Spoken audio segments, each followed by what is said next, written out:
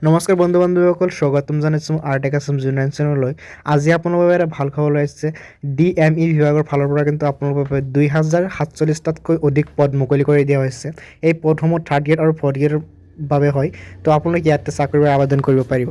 লগতে ইয়াত আবেদন কৰিবৰ কাৰণে আপোনালোকৰ ইলিজিবিলিটি ক্ৰাইটেৰিয়া কি লাগিব, আপোনাৰ এজ কিমান লাগিব, যোগ্যতা, গোটেইখিনি তথ্য কিন্তু আজিৰ ভিডিঅ'টোৰ মাজত গম পাই যাব। আপোনালোকে ভিডিঅ'টো শেষলৈকে চাব, তেতিয়া গোটেইখিনি তথ্য জানিব পাৰিব। তো ভিডিঅ'টো স্কিপ নকৰি শেষলৈকে চাব। আৰু যদি মোৰ ওচৰত নতুন হয় চেনেলটো ছাবস্ক্ৰাইব কৰিব, লগতে ভিডিঅ'টো শ্বেয়াৰ কৰি দিব।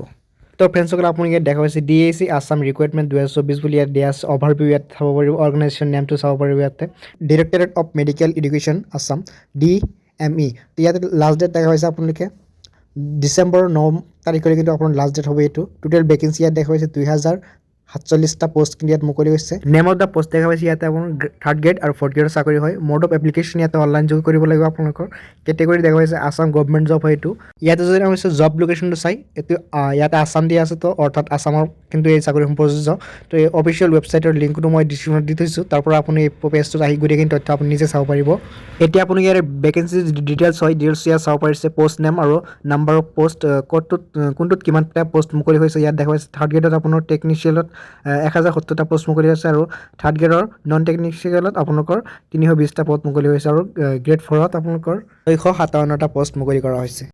এতিয়া যদি আমি এলিজিবিলিটি ক্ৰাইটেৰিয়া চাওঁ, ইয়াতে আমি দেখা পাইছে এমপ্লয়মেণ্ট এক্সচেঞ্জ ৰেজিষ্ট্ৰেশ্যন। তো আপোনালোকৰ যিসকল এমপ্লয়মেণ্ট এক্সচেঞ্জ চাৰ্টিফিকেট নাই, এতিয়া আপোনালোকে ৰেজিষ্টাৰ কৰি লওক। এইটো চাৰ্টিফিকেট আপোনালোকৰ প্ৰয়োজন হ'ব। ইয়াতে আপুনি এজ লিমিটটো দেখা পাইছে। ইয়াতে আপোনালোকে দেখা পাইছে কেণ্ডিডেটসমূহ 18 বছৰতকৈ আপোনাৰ তলত হ'ব নোৱাৰিব, 18 বছৰ প্লাছ হ'ব লাগিব। ইয়াতে মেক্সিমাম আপোনাৰ 40 বছৰ হ'ব লাগিব।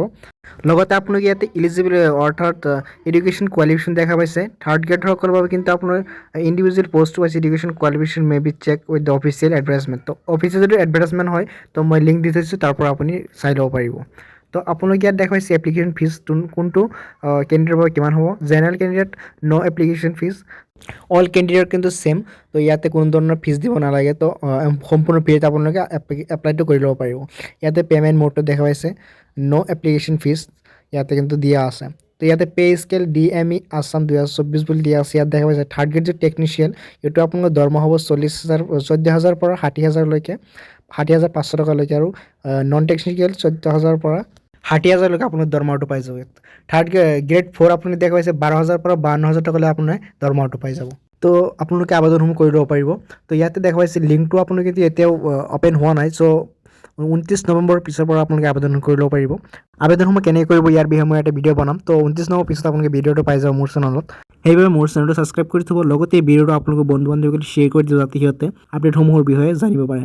লগতে ভিডিঅ'টো যদি কিবা হৈ নাপায়, আজি এইখিনি আছিল আপোনালোকৰ এটা ভাল খবৰ। লগ পাম অন্য এটা ভিডিঅ'ত। ধন্যবাদ।